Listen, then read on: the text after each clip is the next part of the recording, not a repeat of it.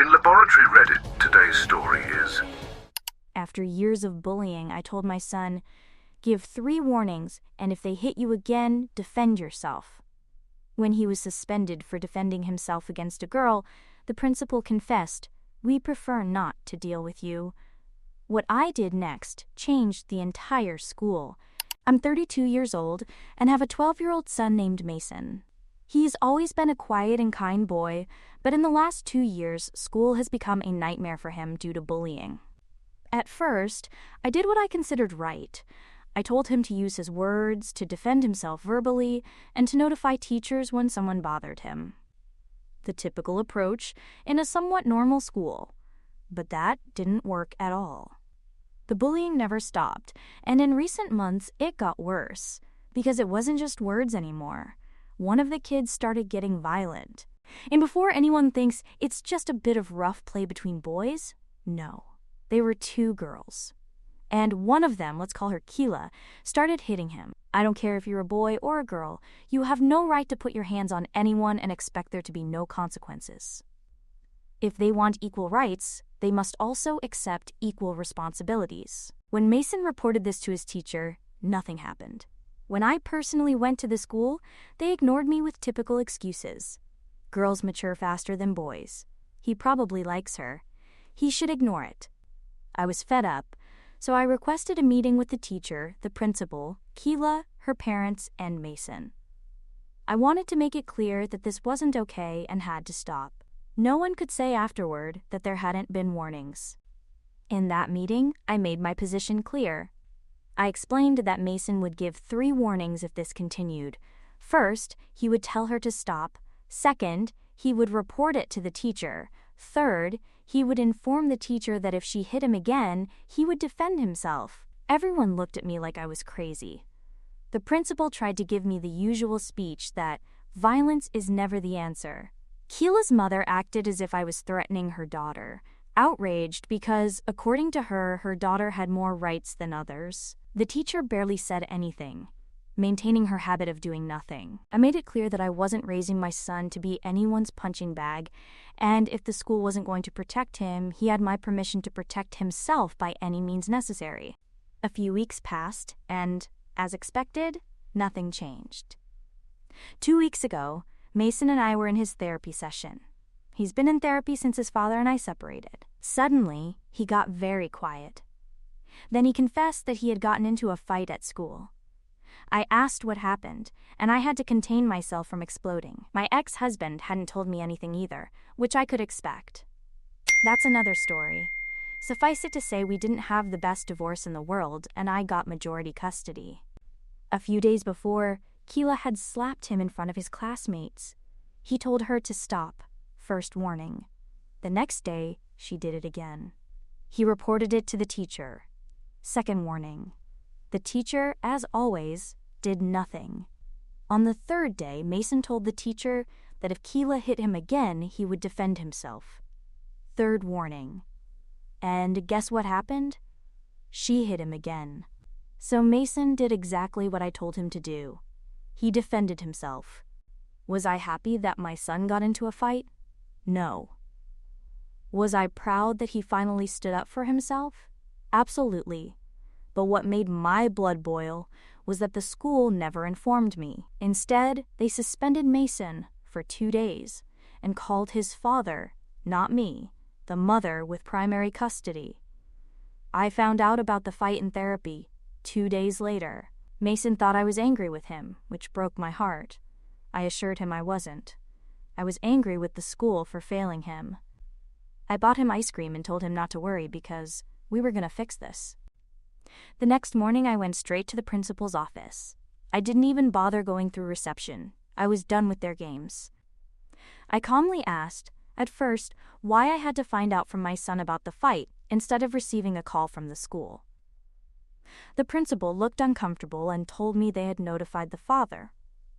I asked why, since I was the mother with primary custody, something they knew perfectly well. And do you know what they had the audacity to tell me? We prefer not to deal with you. I stared at them for a second, processing that response. They preferred not to deal with me because I actually held them accountable for their inaction. They tried to backtrack, saying they thought Mason's father would be more reasonable about the situation.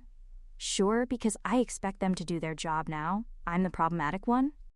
I pointed out the obvious. Mason followed every step I instructed him to. He gave warnings, reported it, told them what he would do, and they ignored him. But the moment he defended himself, then they cared and had to make a big deal out of it. Where was Keela's suspension? Nowhere. Keela had not only assaulted him multiple times without receiving a single suspension, but she was protected by the school. Only Mason suffered consequences. At that point, I stopped talking. I made it clear that I wasn't going to leave it at that, and I left before saying something I might regret. I was already planning my next steps.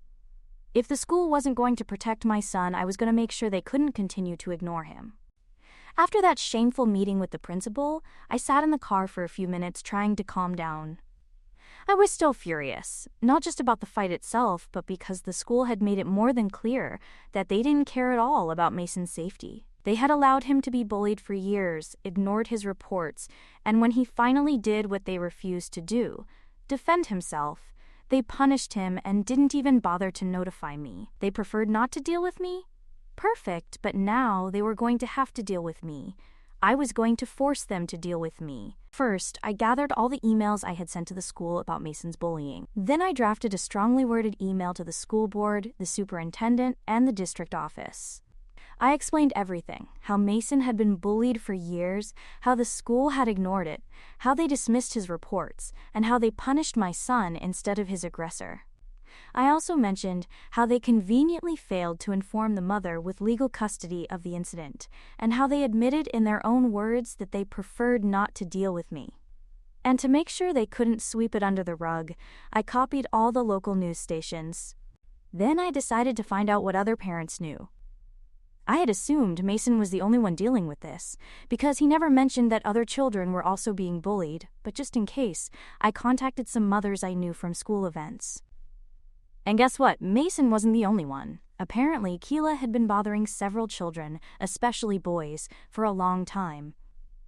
Other parents had complained, but nothing was ever done because she's just a girl and surely doesn't mean it. One mother told me her son changed schools because he couldn't take it anymore.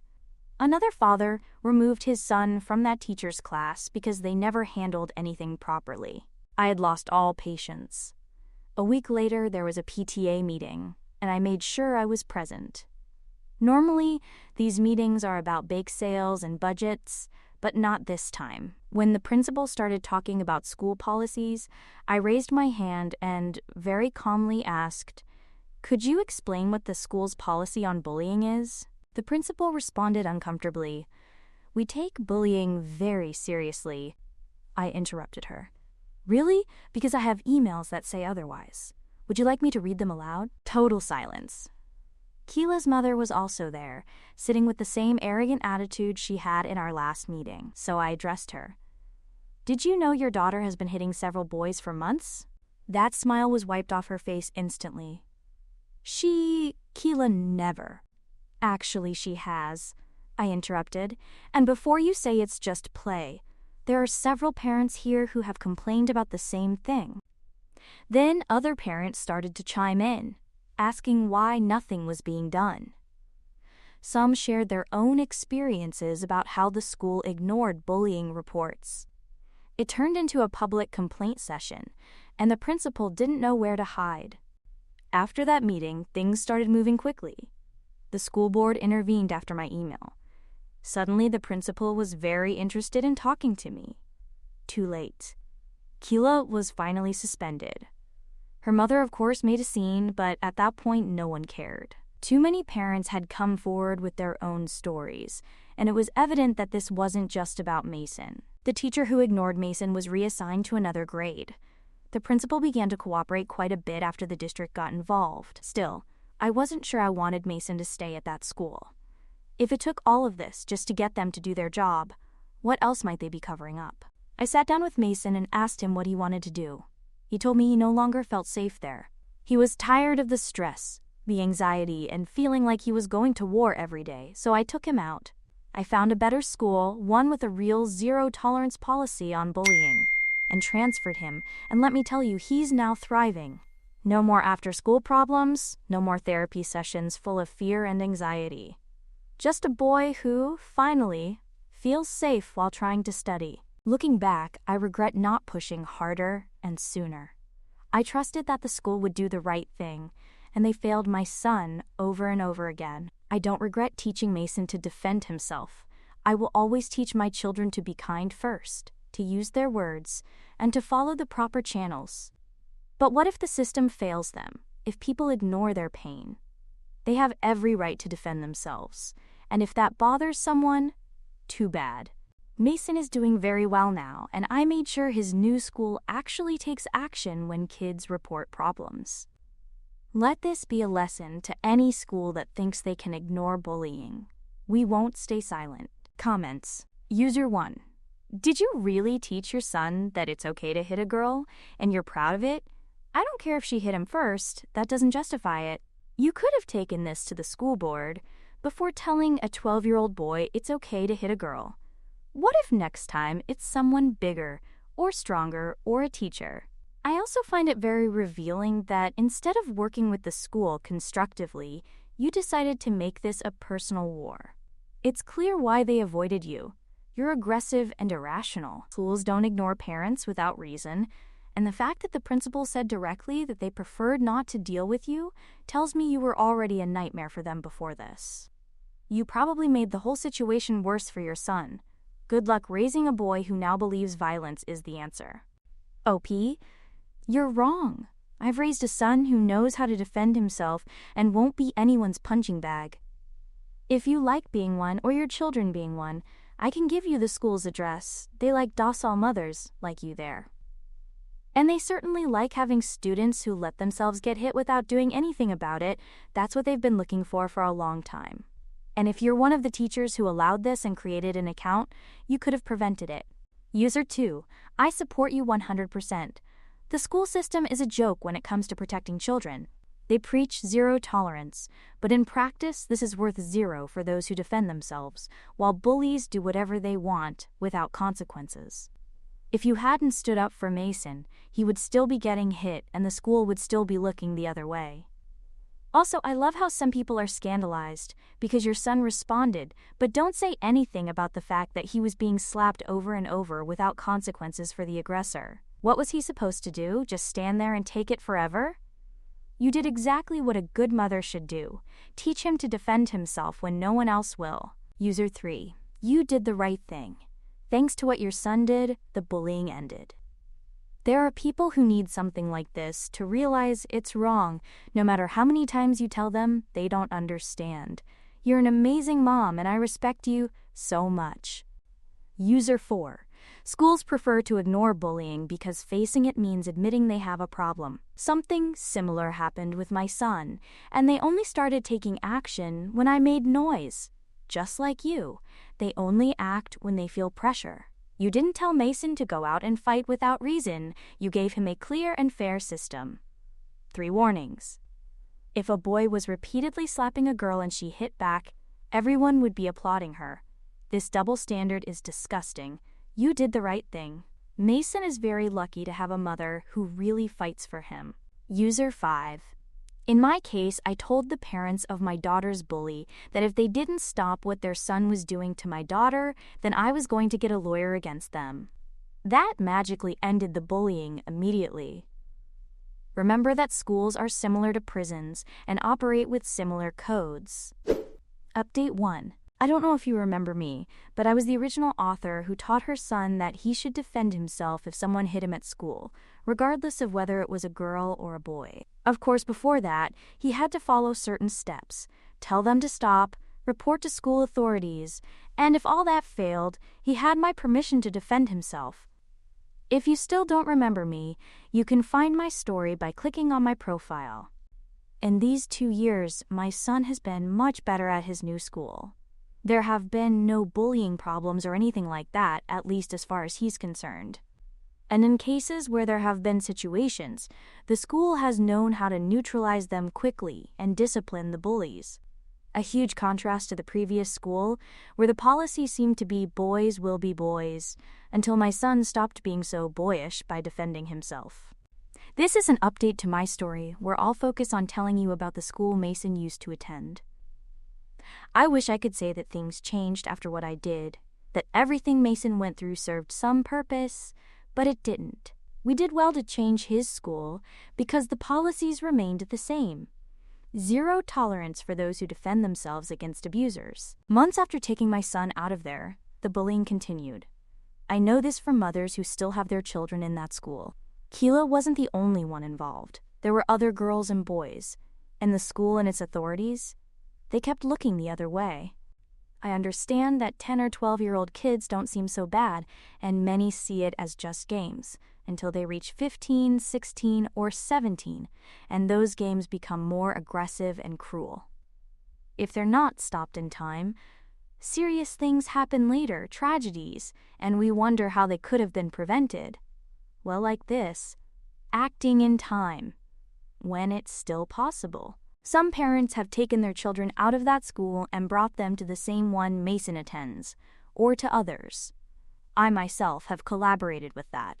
But the bullying has continued because the root of the problem hasn't been eliminated. That seed of evil, as I call it, is still there, the group of children, and not so young children anymore, who are responsible for all this.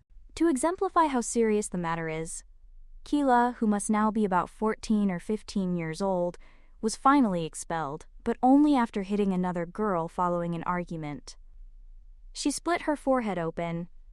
They had to call medical services to give her stitches and to make sure she didn't have a concussion.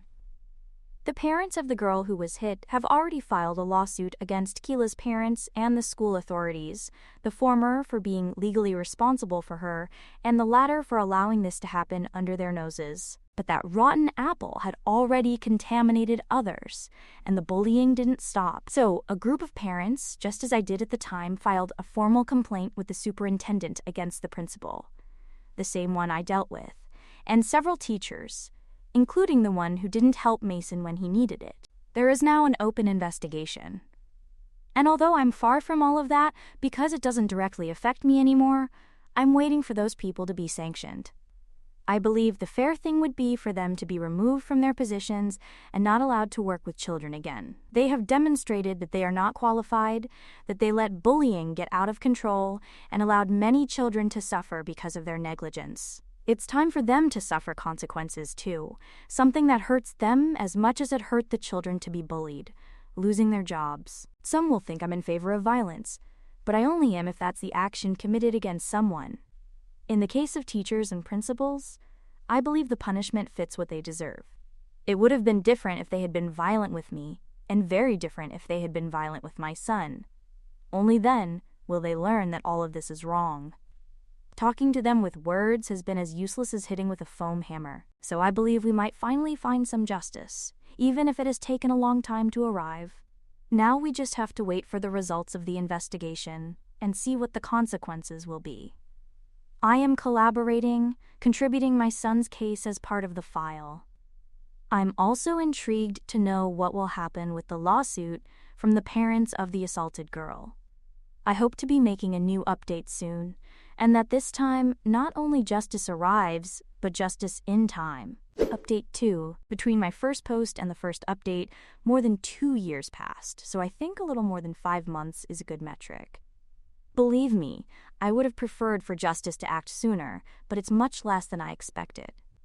I thought this would be resolved when Mason finished college, so 5 months is nothing.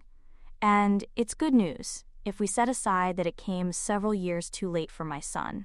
The lawsuit against Keela's parents and the school, because the institution was sued, not individuals as I believed, already has a verdict. The victim's parents got Keela's parents to pay $35,000 for physical and emotional damages, and Keela was given 3 months in a juvenile correctional facility. The reason for this is that the violence that day was just the tip of the iceberg. The parents discovered there was bullying on social media, in addition to bullying within the school. The same didn't happen with my son. One of the things I did was check if he was being bullied online. At that time, he wasn't allowed to have social media, so that might have been the reason. Or maybe Keela hadn't yet evolved and perfected her harmful activities. They also reached a settlement with the state, which the school depends on, for $90,000, all in approximate figures, of course. As for the punishment for Keela, it seems fair to me. There's a girl who I'm starting to see also as a victim of a system and parents who completely failed to educate her, and who, if she continued on that path, was going to end up as a criminal in record time. I don't know if this will serve to straighten out her life or not, but I'll be happy for her if she manages to do it. And if she doesn't, at least I hope she stops tormenting other children. Now let's move on to the topic of the authorities and the complaint to the superintendent. All were removed from their positions. The teachers' union tried to defend them, but it didn't work. Some were suspended without pay for a few weeks. Others were fired permanently. And in case you're wondering, and this is what gave me the most joy to hear, both the principal and Mason's teacher are among those who were fired. Good luck trying to find another job with children. Not that they are, but they seem to have the same stigma as someone who has done horrible things with minors, if you understand me. Do I honestly think it's the fairest thing? No, I'm not comparing, I'm just saying that people like that shouldn't be around children either. This makes me think of one of the comments I received on my original post. One that, you have no idea how, made me very angry because it sounded exactly like one of the teachers from that school. Just thinking that maybe she's among those affected makes me feel very good. If she's receiving her karma, even after so much time, she well deserves it. And if that's not the case, as insufferable as she was, life has surely found a way to pay her back. I think this will be my last update, because there's no one left at Mason's former school who is related to me in any way. There are no more mothers with children there because they all changed their children's schools. There are also no more authorities with whom I had conflicts. So this is a farewell, although I'm leaving this account open to receive messages from mothers or fathers who are going through similar situations with their children. Note, only for that, because I've also received messages from supposed parents who just wanted to flirt with me. I'm a young single mother, and they think that's an opportunity to hit on me. Sure, right in the middle of such a delicate topic as this. To those who have contacted me genuinely, I've helped them, and I hope to continue doing so with more parents in the future.